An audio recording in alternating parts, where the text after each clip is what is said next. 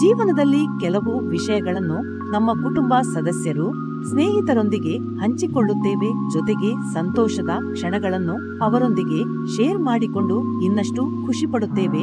ಆದರೆ ಜೀವನದಲ್ಲಿ ಕೆಲವು ವಿಷಯಗಳಿವೆ, ಅವುಗಳನ್ನು ಆಪ್ತರೊಂದಿಗೆ ಆಗಲಿ ಅಥವಾ ಇನ್ಯಾರೊಂದಿಗೂ ಹೇಳಿಕೊಳ್ಳುವುದು ಉತ್ತಮವಲ್ಲ. ಹಾಗಿದ್ರೆ ಆ ವಿಚಾರಗಳು ಯಾವುವು?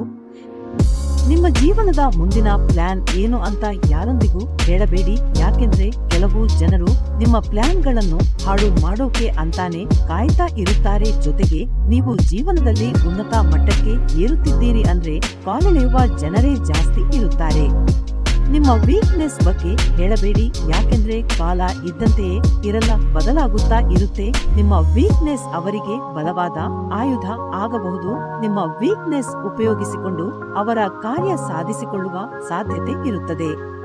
ನಿಮ್ಮ ಫೇಲ್ಯೂರ್ ಬಗ್ಗೆ ಹೇಳಬೇಡಿ, ಯಾಕೆಂದ್ರೆ ಅವರು ನಿಮ್ಮನ್ನು ನೋಡುವ ದೃಷ್ಟಿಯೇ ಬೇರೆ ಇರುತ್ತದೆ. ಯಾವುದರಲ್ಲೂ ಯಶಸ್ಸು ಸಾಧಿಸುವುದಿಲ್ಲ ಎಂದು ಅಂದುಕೊಂಡಿರುತ್ತಾರೆ. ಬೇರೆ ಅವಕಾಶಗಳು ಇದ್ದರೂ ಸಹ ಅವರು ಅಡ್ಡಗಾಲು ಹಾಕುತ್ತಾರೆ.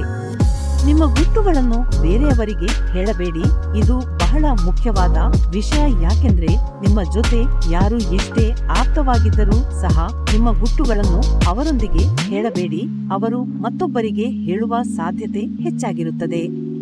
ನಿಮ್ಮ ಆದಾಯದ ಬಗ್ಗೆ ಹೇಳಬೇಡಿ, ನಿಮಗೆ ಆದಾಯ ಎಲ್ಲಿಂದ ಬರುತ್ತೆ, ಎಷ್ಟು ಬರುತ್ತೆ ಎಂಬ ವಿಷಯವನ್ನು ಯಾರೊಂದಿಗೂ ಸಹ ಹೇಳಬೇಡಿ. ಅದನ್ನು ಕೇಳಿ ಅಸೂಯೆ ಪಡಬಹುದು. ನಿಮ್ಮ ಮುಂದಿನ ನಡೆ ಏನು ಎಂಬುದನ್ನು ಹೇಳಬೇಡಿ, ಯಾಕೆಂದ್ರೆ ಸೈಲೆಂಟ್ ಆಗಿ ಕೆಲಸ ಮಾಡಬೇಕು. ಯಶಸ್ಸು ಸಿಕ್ಕ ಬಳಿಕ ಜೋರಾಗಿ ಸಂಭ್ರಮಿಸಬೇಕು, ಆಗ ಜನರು ನಿಮ್ಮ ಕಡೆ ತಿರುಗಿ ನೋಡುತ್ತಾರೆ. ನಿಮ್ಮ ಲವ್ ಲೈಫ್ ಬಗ್ಗೆ ಯಾರೊಂದಿಗೂ ಹೇಳಿಕೊಳ್ಳಬೇಡಿ, ಇದು ಅತಿ ಮುಖ್ಯವಾದ ವಿಷಯ. ನೀವು ನಿಮ್ಮ ಸಂಗಾತಿಯೊಂದಿಗೆ ಎಷ್ಟು ಚೆನ್ನಾಗಿದ್ದೀರಿ ಎಂದು ಯಾರೊಂದಿಗೂ ಹೇಳಬೇಡಿ, ಯಾಕೆಂದ್ರೆ ಕೆಲವು ಜನರು ನಿಮ್ಮ ಬಾಂಧವ್ಯವನ್ನು ಹಾಳು ಮಾಡೋ ಸಾಧ್ಯತೆ ಇರುತ್ತದೆ. ಹೆಚ್ಚಿನ ಮಾಹಿತಿಗಾಗಿ ಲೈಕ್ ಮಾಡಿ, ಮಾತು ಸಬ್ಸ್ಕ್ರೈಬ್ ಮಾಡಿ.